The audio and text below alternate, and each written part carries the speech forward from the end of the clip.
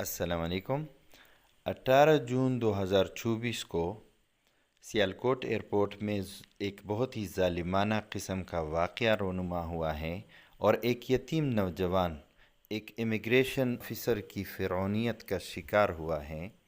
ہوا کچھ یوں کہ احسن علی نامی ایک نوجوان جس کے ماں باپ دونوں فوت ہو چکے ہیں، تصور کیجئے اس نے اور غریب بھی ہیں، اس نے کس طرح پیسے جوڑے ہوں گے، 10 لاکھ روپے کا انتظام کیا ہوگا۔ اس نے روس میں اسکالرشپ حاصل کیا تھا، ٹکٹ کے لیے پیسوں کا انتظام کیا، فلائی دبئی کا ٹکٹ لے کر ایئرپورٹ پہنچا تو امیگریشن آفیسر نے، جو کہ ایک خاتون تھی، اس نے اس سے رشوت مانگی، جو کہ ہمارے ایئرپورٹ میں باقاعدہ روزانہ کی بنیاد پر یہ واقعات رونما ہوتے ہیں۔ میرے ساتھ خود کئی بار اس طرح کے واقعات ہوئے ہیں، میں اس کا عینی شاہد ہوں ان جیسے واقعات کا۔ تو خاتون آفیسر نے اس سے رشوت مانگی۔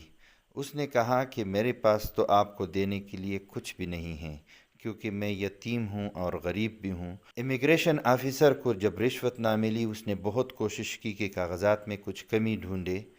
بہرحال اس کو کچھ کمی نہیں ملی، تو اس نے ایگزٹ لگا کر اس کو روانہ کیا، اور یہ نوجوان جہاز پر چڑھ گیا۔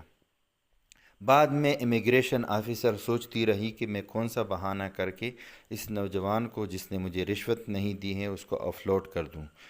بہرحال اس نے کچھ نہ کچھ ایسا طریقہ ڈھونڈا ہوگا جس کے ذریعے اس نے ایک آرڈر جاری کیا، اور فلائی دبئی والوں نے اس نوجوان کو ایک لیٹر تھمایا کہ آپ کو ہم آف لوڈ کر رہے ہیں، اور یہ احکامات امیگریشن والوں سے ہمیں موصول ہوئے ہیں۔ وہ بہت رویا، اس نے بہت منتیں کی، وہ بہت گڑ گڑایا، لیکن کسی نے اس کی ایک نہیں سنی، اور اس کو آف لوڈ کر دیا گیا۔